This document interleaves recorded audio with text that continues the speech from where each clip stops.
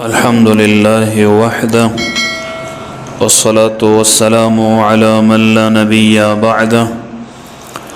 نبي بعده ولا رسول بعده وهو خاتم النبيين. أما بعد فأعوذ بالله من الشيطان الرجيم. بسم الله الرحمن الرحيم. ادعوني أستجب لكم الآية.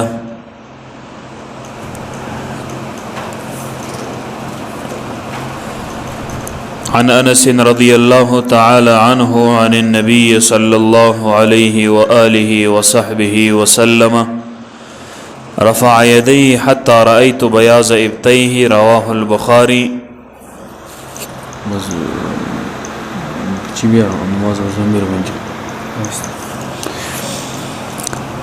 إن الله وملائكته يصلون على النبي يا أيها الذين آمنوا صلوا عليه وسلموا تسليما. اللهم صل على سيدنا وحبيبنا وشفيعنا محمد وآله وصحبه وعطرته أجمعين. ننني بيان او داغي خلاصه لمخکنی بیان تتمه ده او مشتمل پر دی موضوع باندې ده چې په دعا کې لاس ورته کول ثبوت لري او کنه لري، او بعضی خلق چې کله نه هم دعا کوي نو د دعا نه بعد لاسونه پر مخ باندې را تیری. امام بخاری رحمه الله روایت کی کتاب الدعوات کی، او امام بخاری مستقل باب دی باب رفع الایدی فی الدعاء. دا روایت کتاب المغازی باب غزوة اوطاس کی هم منقول ده. ابو موسی اشعری رضی اللہ تعالی عنہ فرمائی چې دعا النبی صلی الله علیه وسلم ثم رفع يديه ورأيت بياض إبطيه. نبی کریم صلی الله علیه وسلم دعا وکړه او بیا په دعا کې لاس پورته کړه، او د لاس پورته کولو مقدار هم دومره وه چې د رسول اکرم صلی الله علیه وسلم د تخر مبارک اسمنوالی می ولیده. بل روایت امام بخاری رحمه الله ذکر کئی کتاب الدعوات کی باب رفع الایدی فی الدعاء کی، کتاب الاستسقاء کی چې مستقل باب دی باب رفع الامام یده فی الاستسقاء. دغشان کتاب المناقب باب صفت النبی صلی الله علیه وسلم. درې سرزای کی دا روایت منقوله و مذکوره ده. حضرت انس رضی الله عنه فرمای چې نبی کریم صلی الله علیه وسلم د دعا د پاره خپل لاسونه پورته کړه حتی رأیت بیاض ابطیه، تر دې چې د مبارک علیه السلام د تخر سپینوالی می ولیده. نو معلومه د دې احادیثو نه دا سوه چې لاس پورته کول په دعا کې سنت عمل ده. بل روایت امام بخاری رحمه الله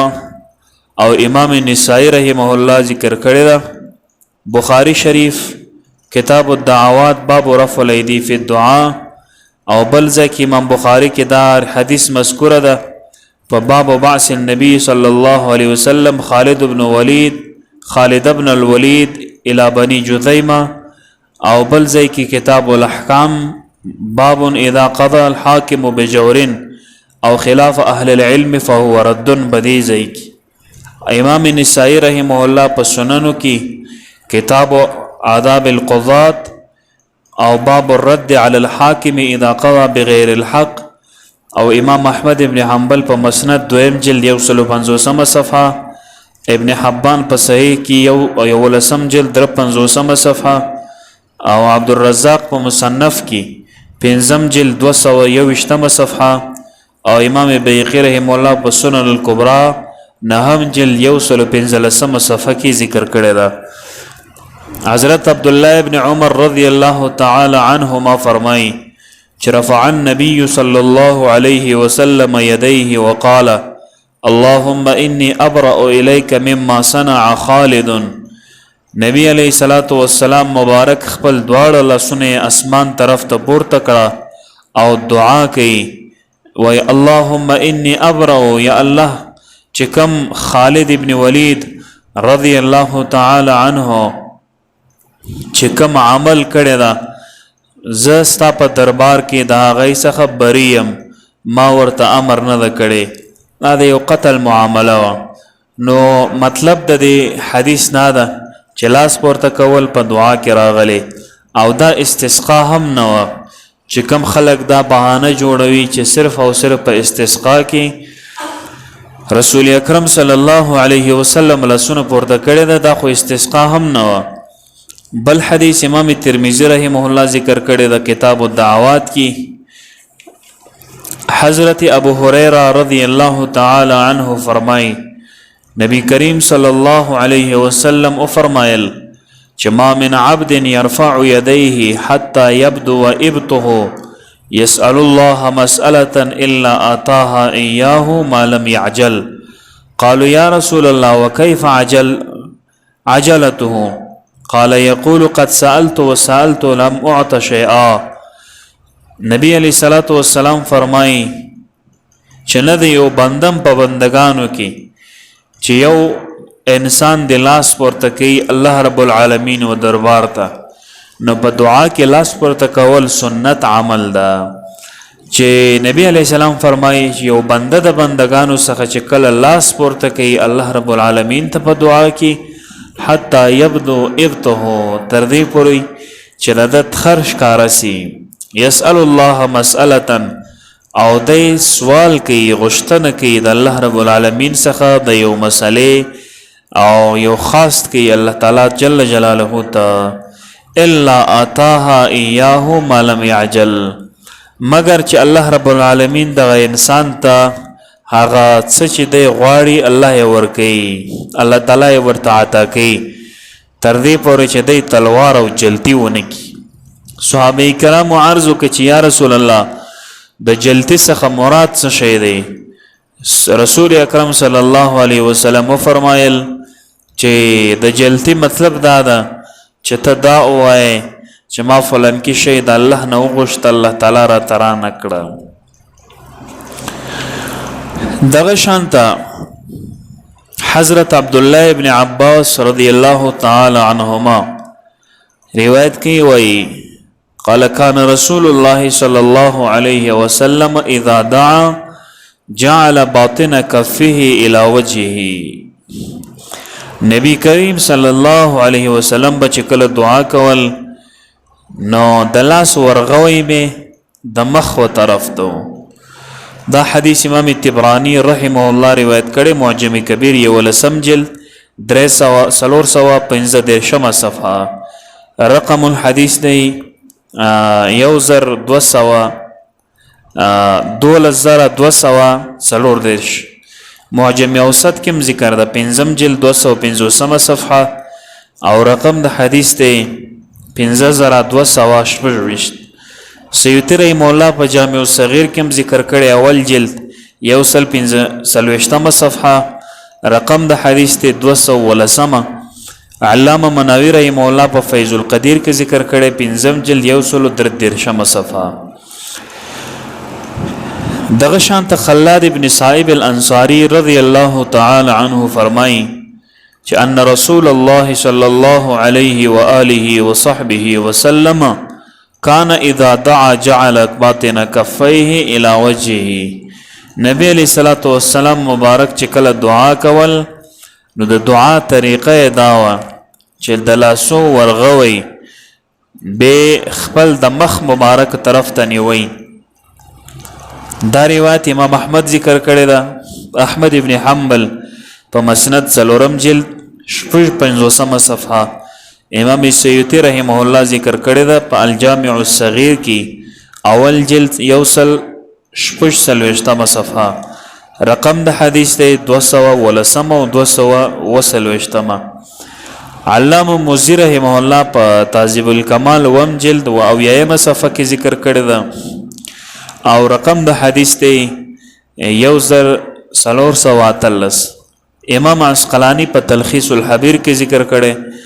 دویم جلد سلام صفحه او رقم د حدیث ته 223 او علامه شوکانی نیل الاوتار کې سلورم جلد 15 صفحه کې ذکر کړي او بل حدیث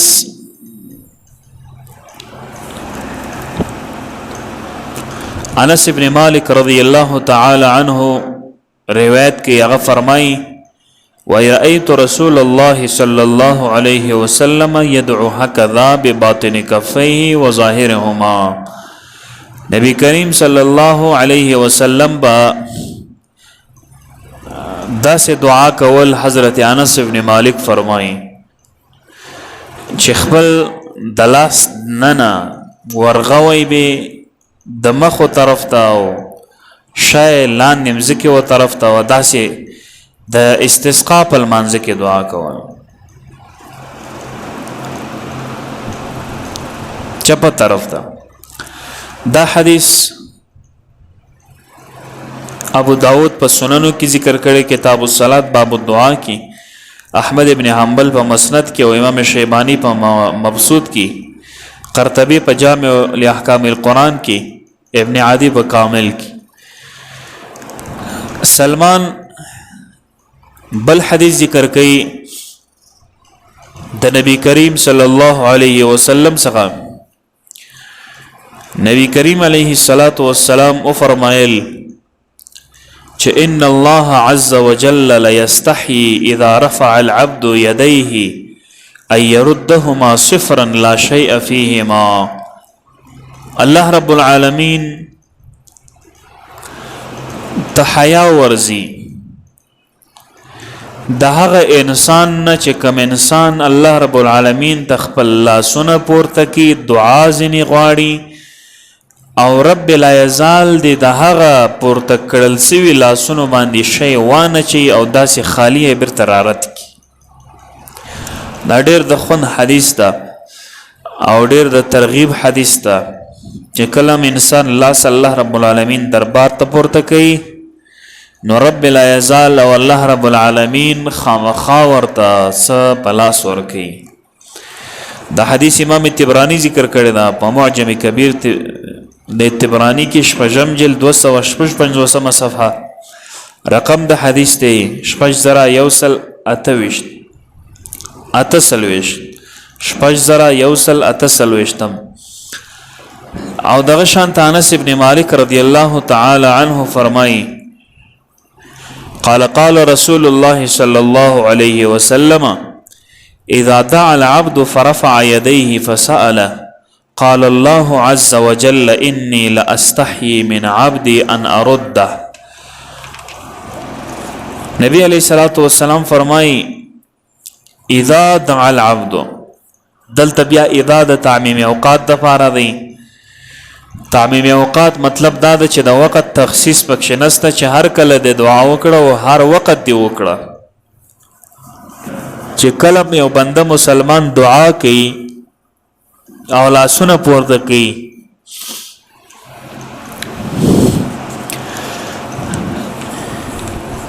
فسأل او بیا سوال کوي غشتنه کوي د الله رب العالمین څخه غواړي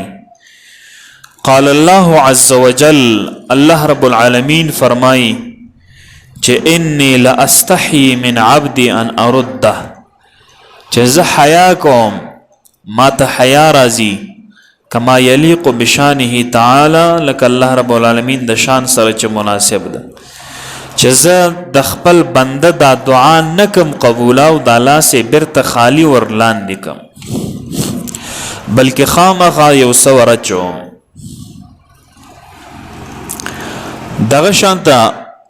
حضرت علی رضی الله تعالی عنه فرمای قال رسول الله صلی الله علیه وسلم ان ربكم حي كريم يستحيي اذا رفع العبد يديه ان يردهما صفرا لا خير فيهما نبی علیہ الصلوۃ والسلام فرمای چې په تحقیق سره ستاسو پروردگار ستاسو خدای ستاسو رب ستاسو تربیت ورکون کې ذات داسې ذات د ژوندې دی مړ نه دی نه مړ کیږي او ډیر حیادار انسان ده تو استغفر الله ډیر حیادار ذات ده او ډیر حیادار کردگار او رب ده او ډیر سخی ده ډیر سخی ده سخاوت والا ذات ده د دې خبرې څخه حیا ورته ورځي چې یو بنده د هغې مخې ته دعا کوي او لاسونه پورته کوي و دعا ته ان يردهما صفرا لا خیر فیهما چې لاسونه الله تعالی و دربار ته پورته کړي او خالی بیرته وررد کړي دا امکان نه لري دا حدیث امام متقی هندی رحمه الله ذکر کړي کنز العمال کی دویم جلد و اتیایم نمبر صفحه او رقم د حدیث دی 3280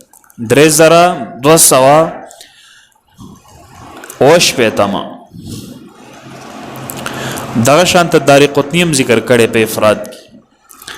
اسود ابن عامر د خپل پلار نه روایت کړي رضی الله عنه وصليت مع رسول الله الفجر وإماد رسول الله صلى الله عليه وسلم سره د سهار منځوک سلم انحرف ورفع يديه ودعا چکل رسول اکرم صلی الله علیه وسلم سلام وګرځاوه نو یو طرف ته مخ راواړو المقتدیان و طرف ته ورفع يديه ودعا او خپل دواړو لاسونه پورته کړو دعا یې وکړه دا کم خلک چې اوس امامان چې لمونځ وسي او د هغې بعد مخ اړوي د مقتدیانو و طرف ته او بیا دعا کوي دا د دغه حدیث نه ثابت ده چې دا حدیث ابن ابي شیبه مصنف کې ذکر کړی دا اول جلد 209 رقم د حدیث ته 3093 ابن قدامه په مغنی کې ذکر کړی اول جلد 328 تحفة الاحوزی کې مبارک پوری ذکر کړی دویم جلد 101 صفحه بل حدیث محمد ابن ابي يحيى وي رأيت عبد الله بن زبير رضي الله عنه ورأى رجلا امام محمد ابن ابي يحيى روایت کی چې ما حضرت عبد الله ابن زبير توکته چاغه بیا یو سړی لیدلې ده چې رافعا يديه يدعو چې لاسونه پورته کړي او دعا یې کوله قبل ان يفرغ من صلاته مخک تر دې چې د لمانځه نه فارغ سي لمانځه څخه لانو فارغ سوی سلام اعلانو ګرځولې مخک تر فراغت د لمانځه لاسونه پورته کړي او دعا یې غوښت فلما فرغ منها چې کله د لمانځه نه فارغ قال له ان رسول الله صلى الله عليه وسلم يكن يرفع يديه حتى يفرغ من صلاته چې وصحابي یا وسړی چې کلم نبی کریم صلی الله علیه وسلم با منځ فارغ کړه منځ به اخلاص کړي دا غینه بعد بیا بلا سنت پورته کو دعا به وکړو دا تا څنګه د غیر سنت کار دی وکړ چې د لمانځه په درمیان کې د لاسونه پورته کو دعا د شروع نو چې کله المنځ ختم سي د لمانځه د ختم والی په موقع باندې بیا لاسونه پورته کا او دعا وغواړه یعنی حضرت عبد الله ابن زبیر ترغیب داور کوي صحابه ته او دا پیغام ټول امت ته پرې شو د چې کلم المنځه سفارغ سولې نو تاسو بلاسونه پورته کوي او دعا وغواړي دا حدیث علامه مقدسی رحمه الله ذکر کړي فعال احادیث المختاره نهم جلد 316 صفحه رقم د حدیث ته 303 سیوطی په فضل الوعاء کې شپږه تایمه صفحه مجمع الزوائد کې علامه هیثمی رحم الله لسم جل یوصل نه شپیتم امام طبرانی رحم الله فرمایي چې وترجم له د امام طبرانی ترجمه کړي او بیا وایي چې محمد ابن یحیی اسلمی دا روایت د عبد الله ابن زبیر څخه ذکر کړي دا ورجاله ثقات او ټول رجال ثقات دي. په دې حدیث کې راوی کمزوري او راوی ضعیف نسته. مبارک پوری په تحفة الاحوزی کې ذکر کړي 2 جلد سلم صفحه او بیا وایي چې رواه الطبراني ورجاله الثقات. دا حدیث امام طبرانی ذکر کړی دا اثر او رجال ټول ثقه دي. د دې حدیث په ثقواله کې د چا خبره نسته او حدیث ضعیف نه ده، کمزوري نه ده. علامه صالحی رحم الله دمشقی په سبل الهدى والرشاد ذکر کړي 8 جلد 1509 صفحه او وایي چې رواه الطبراني برجال ثقات. امام طبرانی په ثقه او په کټر روایت سره دا ذکر کړي. دغه شانتا انس رضی الله تعالی عنہ روایت کی د نبی علیہ السلام نے انه قال ما من عبد بسط كفيه في دبر كل صلاة ثم يقول اللهم إلهي وإله إبراهيم وإسحاق ويعقوب وإله جبريل وميكائيل وإسرافيل أسألك أن تستجيب دعوتي فإني مضطر وتعصمني في ديني فإني مبتلا وتنالني برحمتك فإني مذنب وتنفي عني الفقر فإني متمسكن إلا كان حقا على الله ألا يرد يدي خائبتين. عجیب حدیث دا نبی علیہ السلام فرمائی چې ما من عبد دا تعمیم ده چې په کم کنج کې د دنیا یو انسان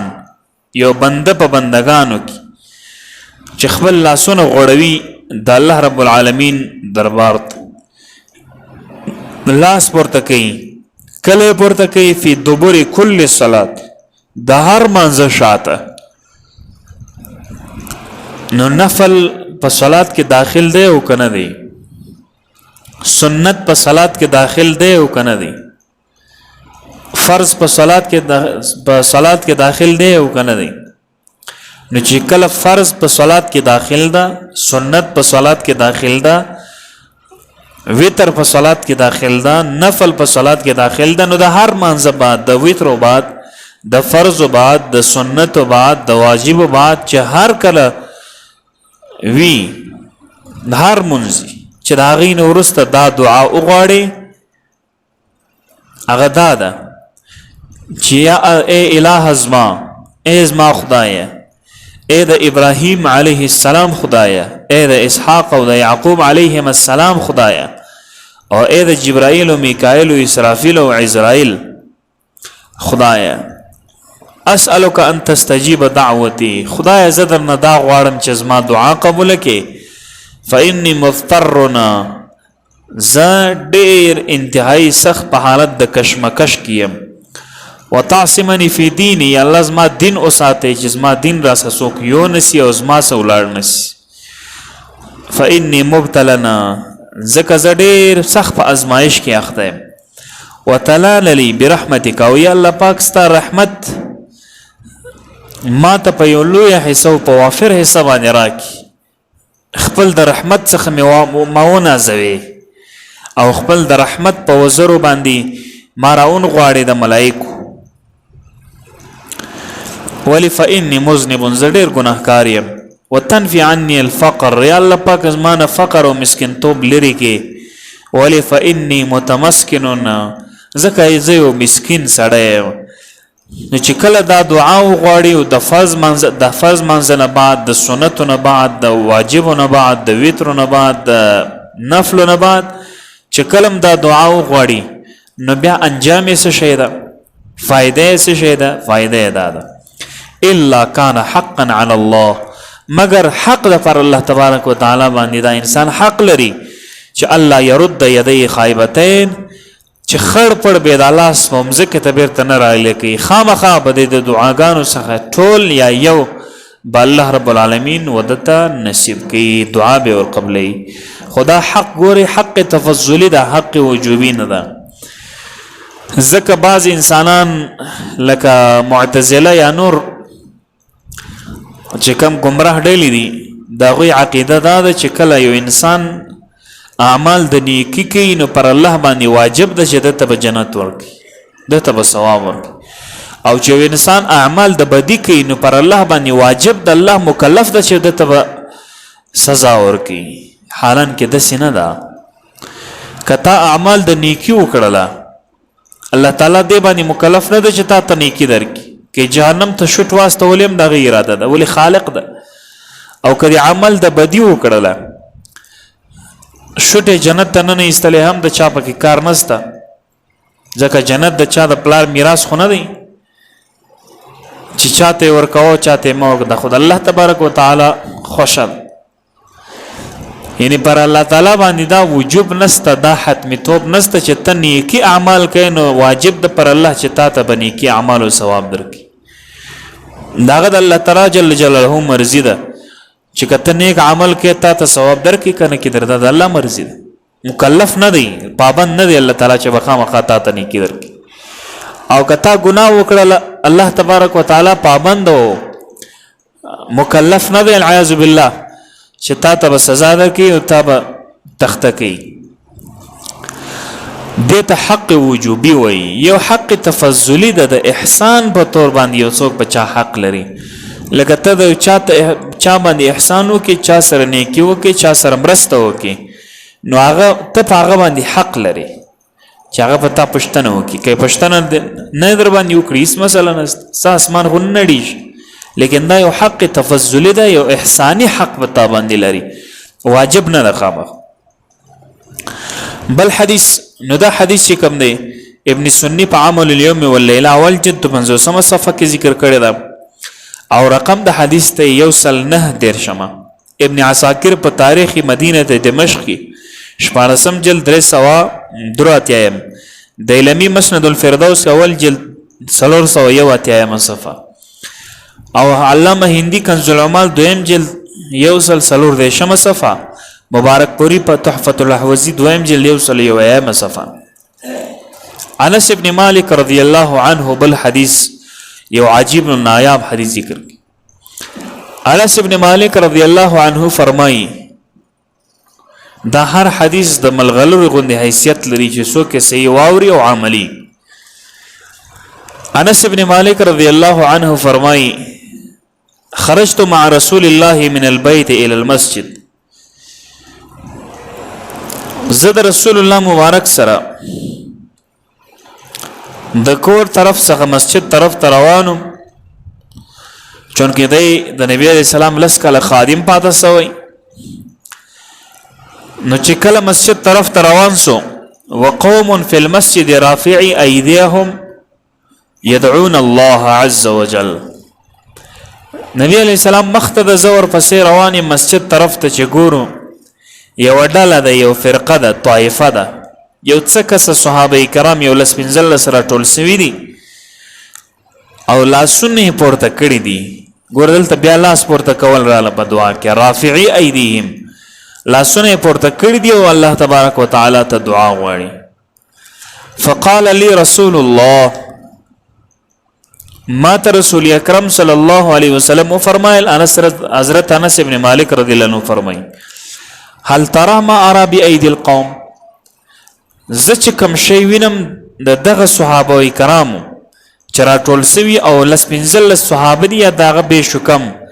چې دوی لاسونه پورته کړي الله تبارک وتعالى و دربار ته ته وینې چې دغه صحابه کرامو په لاسونو باندې څه شسته فقلت ما ترى في ايديهم مال زنوینم تاسو سوي نه دغه په لاسونو باندې نبی علیہ الصلوۃ والسلام فرمایي چې کم صحابه کرام دلته ناس ولا سونه پورته کړي د دې پلاسونو کې نور د نور قلت ادعو الله ان يرينيه ما ورته ویل چې یا رسول الله دعا راته وکړه چې ماتم الله تبارک وتعالى دغه موقرا کی چې زم د صحابه کرامو د لاسونو نور وینم چې د دعا په حالت کې نور راځي هر انسان چې دعا کوي نو په لاسونو باندې نور راځي خدای انسان نشي لیدلی قال فدعا فرأيته انس بن مالک رضی الله عنه فرمایي چې کله نبی علی السلام دعا وکړه نو هغه د هغه صحابه د نور څخه ډک لاسونه ما هم ولیده نور ما هم ولیده فقال يا انس استعجل بنا حتى نشرك القوم. د نبی علیہ الصلوۃ والسلام د عقیدې څخه قربان دا سينوي چې دا صحابه کرام دعا کوي او په دعا کې لاس پورته کوي نو دا مشرک سواله،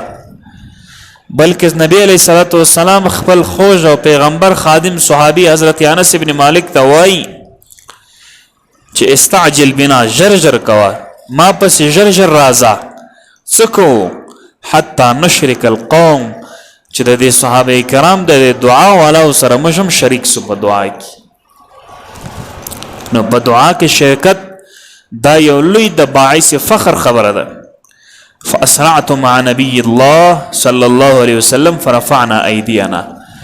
وای ما هم د نبی علیہ السلام سره منډ وهله. نبی علیہ الصلوۃ والسلام مبارک خو قدرتی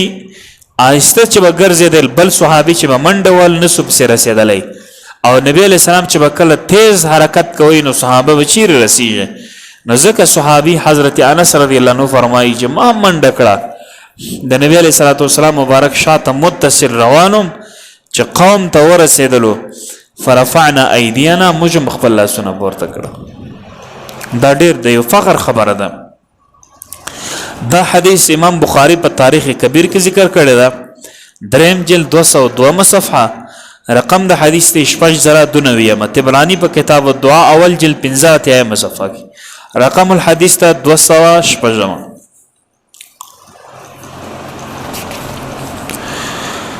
دغه شانته حضرت عبدالله ابن عباس رضی الله عنهما فرمایي قال المسألة ان ترفع يديك حذو منكبيك ونحوهما. مسأله چې ته دعا غواړې، دعا څه ته وایي؟ دعا دې ته وایي چې ته لاسونه د وجو په مقابل کې پورته کړي. استغفار بیا څه ته وایي؟ ان تشير باصبع واحد چې ته په یو ګوته باندې اشاره کوي. والابتهال ان تمد يديك جميعا. ابتهال بیا دې ته وایي چې ته خپل ټول لاسونه سره خلاص کی. ابتهال ټول لاسونه په دغه حالت کې ونیسي، دې ته ابتهال وایي. ابتهال دې ته وایي چې لاسونه فل خلاص کی له ونیسي، ما و طرف ته ګوري بیا مسر خلاصيږي. ابتهال دې ته وایي چې لاسونه فل الکه ورغه یو لاسونه سیده ونیسي. او استغفار بیا دې ته وایي چې لاس ونیسي دا ګوتې بند کې، دا صرف یو ګوته داسې ښکارا کی، دا یو ګوته دا د الله تعالی د وحدانیت طرف ته اشاره ده،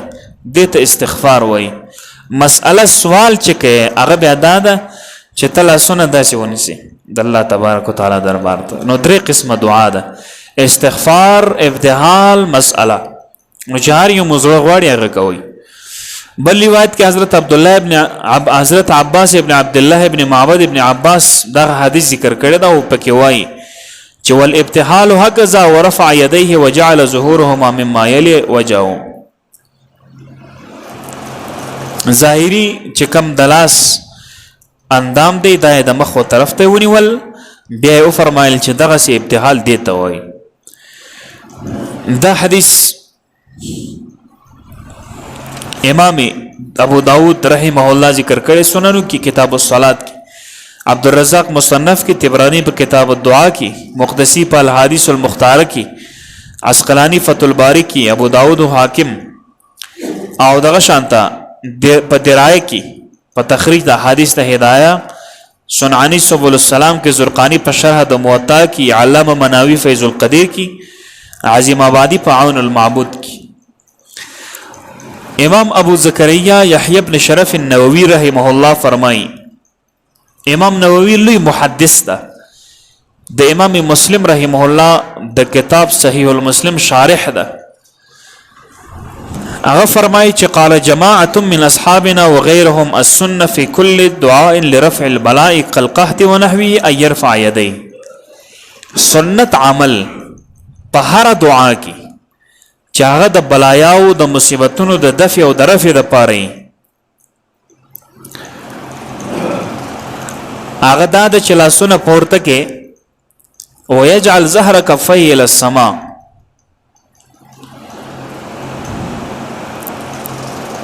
ورغوي به اسمانو طرف ته نيسي، ورغوي به اسمانو طرف ته نيسي. دا دعا ده چې کله مصیبت راځي، وبا راځي، کرولا راځي، بلا راځي، او علماء د دې حدیث په احتجاج کې دا خبره کوي چې حضرت انس رضی الله عنه فرمایي نبی علیہ الصلوۃ والسلام کان لا يرفع يديه في شيء من دعاء الا في الاستسقاء چې نبی علیہ السلام بلا سونه نه پورته کور مگر پر استسقاء کې وليس الامر كذلك خبره دا سینه ده صحیح ده په روایتو کې راځي چې نبی علیہ السلام صرف په استسقاء کې لاس پورته کړي بل واره نه ده کړي لیکن امر دا سینه ده بل قد ثبت رفع يديه في الدعاء في مواطن غير استسقاء ما سوا د استسقاء چې دا اوس څومره احادیث ما درته ویلې ما سوا د استسقاء نم رسول الله مبارک لاسونه پورته کړي په دعا کې او دا څنګه ده چې یو حدیث یا دو حدیث داسې دي چې ما سوا د استسقاء رسول الله مبارک لاسونه پورته کړي د موږ تاسو به پورته کو بلکې علامه نووي رحمه الله شارح د مسلم وایي چې وهي اکثر من ان تحصر ما سوا د استسقاء دومره ضایع نبی علیہ السلام لاسونه پورته کړی دي چې ته حساب لای نه سي ستاد حساب زغه تیر دي وقد جمعت منها نحو من 30 حديثا دیش حدیث په صحیحینو کې ما ذکر کړي دیش صحیح احادیث کې ما سوا د استسقاء رسول الله مبارک لاسونه پورته کړي ما د چا سره بحث ناغما توای چې یاره بخاری شریف کې راځي صحابه فرمایي حضرت انس رضی الله عنه فرمایي چې لم يكن يرفع يديه رسول الله صلی الله علیه وسلم في الدعاء يديه في الدعاء الا في الاستسقاء نبی علیہ السلام صرف استسقاء یعنی د باران په دعا کې لاس پورته کړي د نور نه کړي نو ما دا روایتونه ورته پیش کړ چې ګوره ډېر حدیث امام نووي وایي چې صحیح احادیث ما ته معلوم دي چې استسقاء نه ما سي ولا سونه پورته کړي دې سره وسکه نو مطلب دا ده چې دا صرف اسی او بهانه ده امام نووي رحم الله چې کوم شرح په امام مسلم کړی دا بیروتی چاپ شپږم جلد 190 صفحه کې دا ذکر کړي ابن تیمیه فرمایي په فتاوا کې مجموعه فتاوا 5م جلد 215 صفحه 55 نمبر صفحه کې ابن تیمیه سوای وإن أراد أن من دعا الله لا يرفع إليه يديه فهذا خلاف ما تواترت به السنن څوک چې دا اراده لري چې الله تبارک وتعالى ته دعا کوي او لاسونه نه پورته کوي دا د هغه منقول سنت پر خلاف ده ابن تیمیه وایي چې کوم سړی په دعا کې لاس نه پورته کوي دا د هغه متواتر سنت خلاف ده یعنی د دې مطلب دا دی چې لاس ورته کول حد تواتر ته راغلی ده په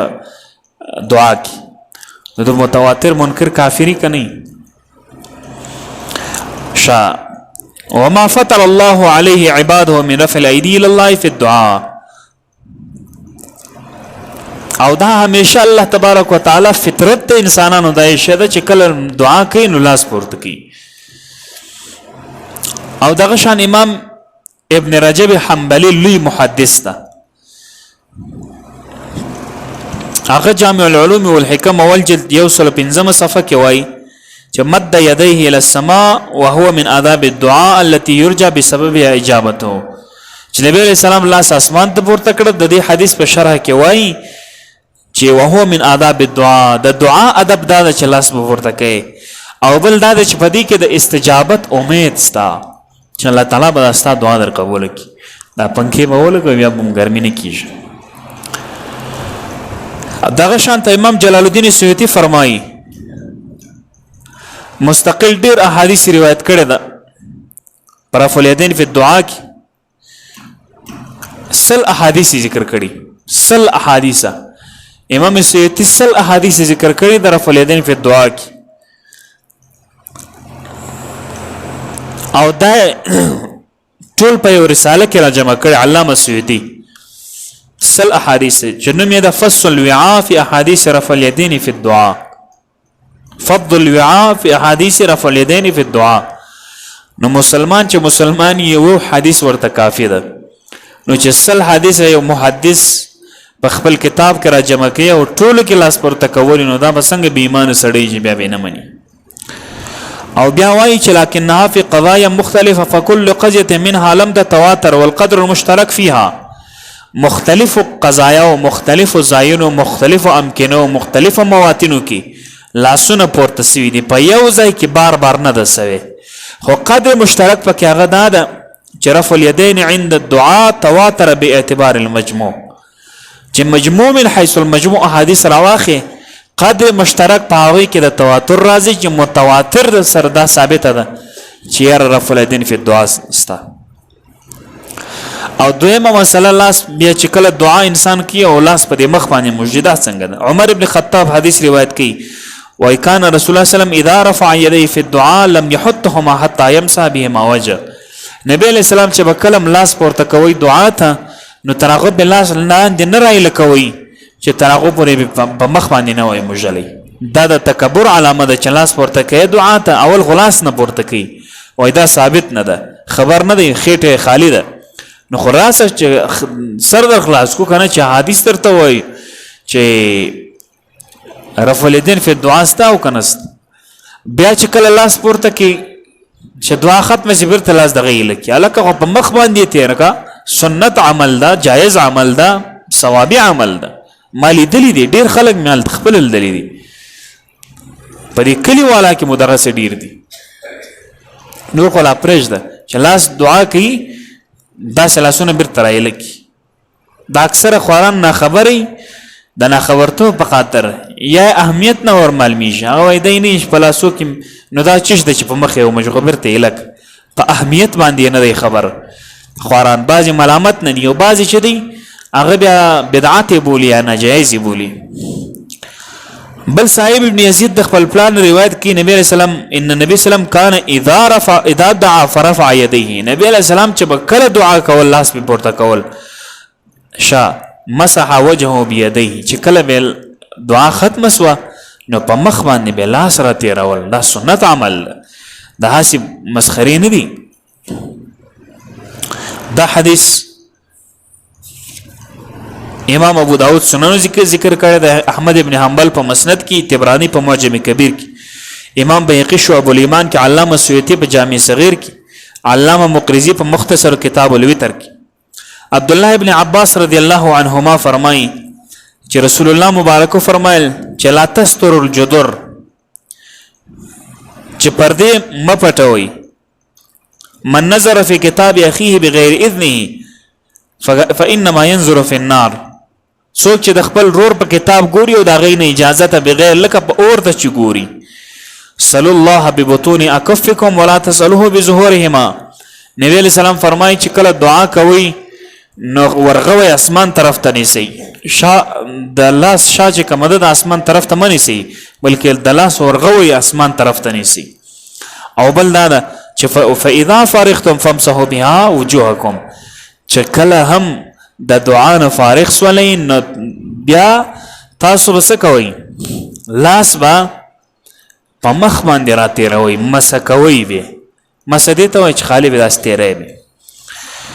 دا روایت ابو داود او حاکم ابن ابي شيبه او طبراني او بيهقي ذکر کړي علامه هيثمي د جرح او د تعديل امام دا غوایدا حدیث صحیح ده او ټول رجال ثقات بل حدیث حضرت عبد الله ابن عباس ذکر کوي وی قال رسول الله صلی الله علیه وسلم اذا دعوت الله فدعوا ببطون كفيك چې کله دعا کوي نو د ورغوي سره دعا کوه د ورغوي دی اسمانو طرف ته نيسه ولا تدعوا بظهورهما الله دایمه نيسه فاذا فرغت فامسح بهما وجهك چې کلم د دعا نه فارغ سره نو لاس په مخ باندې لته روا دا حدیث ابن ماجه ذکر کړی ده او بل روایت امام زهري کړي زهري وی قال كان رسول الله صلی الله علیه وسلم يرفع يده عند صدره في الدعاء نبی علیہ السلام چې کله به دعا کول دا سینې په مقابل کې بلاس تسدروي سینې په مقابل کې ثم يمسح بهما وجهه او بیا به په مخ باندې لاس را تیرول عبد الرزاق ذکر کړی دا او بل دا چې حضرت عبد الله ابن عمر بل حدیث ذکر کړي او قال رسول الله صلی الله علیه وسلم ان ربکم حی کریم الله تبارک وتعالى ډیر حیادار ذات او کریم د سخیره یستحی يرفع العبد يديه حیا ورزی کما یلیق بشانی چې لاس یو بنده پورته کوي او د الله سه خالی برته ورت کی خالی نه ور دی بلکې یو شی ورته ور کوي فاذا رفع احدهم يديه فليقل چې کلم پتاوسو کې یو څوک لاس پورته کوي د دعا لپاره نو بیا دې دا وایي چې یا حي لا اله الا انت یا ارحم الراحمین 3 ځله دې دا ووایي یا حی لا اله الا انت یا ارحم الراحمین دا دې 3 ځله ووایي ثم اذا رد يديه فليفرغ ذلك الخير على وجهه ای چې کله ته دعا کې نو ستا په د لاسونو کې خیر راوریږي خیرونه برکتونه ستا په د لاس باندې راوریږي نو بیا دا خیر او دا برکت اسی مزکه تمړای لکو بیا په دې مخ باندې راومږي دا روایت ابن حبان ابو علا بزار طبرانی ذکر کړی دا دغه شانته امام بهقی رحم الله شعب الایمان کې وایي چې وام آدابو د دعا ادب دا فمنها المحافظه على الدعاء في الرخاء دون تخصيص حال الشده والبلاء د دعا ادب دا چې دا سنې چې پتا باندې سختي رااله مصیبت رااله نو بیا ته دعاګانو ته زور کی او چې کله دی مالدار او پتا تکلیف نه بیخي د دعا په یادم نه بیخي د دعا وتلې دا یاد چې دعا یو شی ستا په دنیا کې کنست دا شي نه کول پکار او دویم دا چې افتتاح الدعاء وختمه بالصلاه على رسول الله چې دعا شروع کړي هم په درود شریف چې دعا ختمه هم په درود شریف باندې ځکه دا د استجابت د لپاره یو لوی ذریعہ ده لکه مشتاق دعا کو الحمدلله والصلاه والسلام على رسول الله دا اول سر کې درود چې کله دعا ختمه وصلی الله علی خیر خلقه محمد دا اخر ور درود نو اول وار او اخر ور دواړو کې مابینس کې دعا تچ کا چې الله رب العالمین قبول کی او بل ومنها ان يدعو في دبر صلواته بل د دعا ادب داده چې د المنزون څخه بعد وکه د المنزل څخه بعد دعا وغواړه ځکه المنز چې دا عبادت دی او عبادت چې ته الله تعالی ته کې نو کېدای شي د الله تعالی رحم پتا راغلی چې لاس پورته کې هغه قبول شي ومنها يرفع اليدين حتى يحاذي بهم المنكبين اذا دعا بل دا چې کله نه هم لاسونه پورته کوي دعا ته نو حذو المنکبین د دې وجو په مقابل د سینې سه هم سیدا تر سینې پورې ني سه هم سیدا او منها ايم صح وجهه بيديه اذا فرغ من الدعاء او بل ادب د دعا دا چې کله د دعا وکړه او دعا ختم سولا نو د دعا د اختتام په ټیم کې لاسونه پر مخ باندې اومجه لاسونه پر مخ باندې مسح کا په دې صورت کې ستا دا دعا قبولیت هم راځي او استاد د دعا ادب هم دا او چې په هر شي کې ادب چې دا ډېر مهم ده ادب په هر شي کې ادب مهم ده چې آداب دې مراعات کړه هغه شی مخې ته ورځي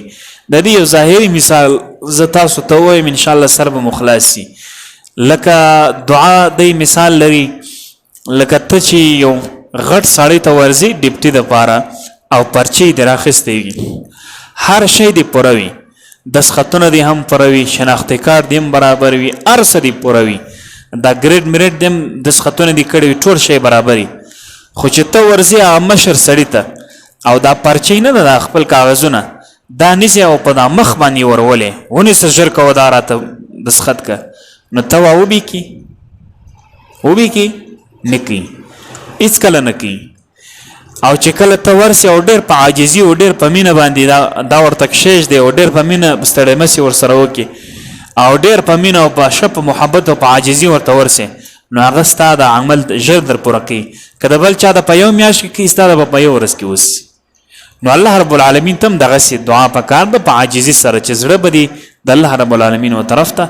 هغه میلان لري او ادب او بیادبي کې د اهل سنت والجماعت او د غیره نور ډلو په منځ کې فرق ده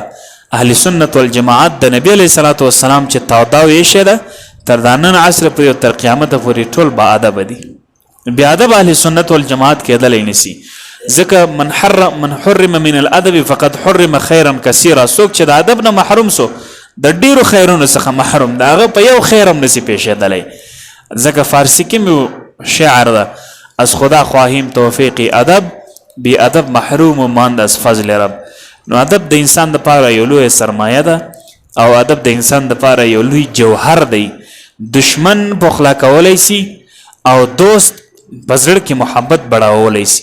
الله رب العالمین دې مشتاق ته عمل کولو توفیق راکړي وما علی الا البلاغ واخر دعوانا الحمد لله رب العالمین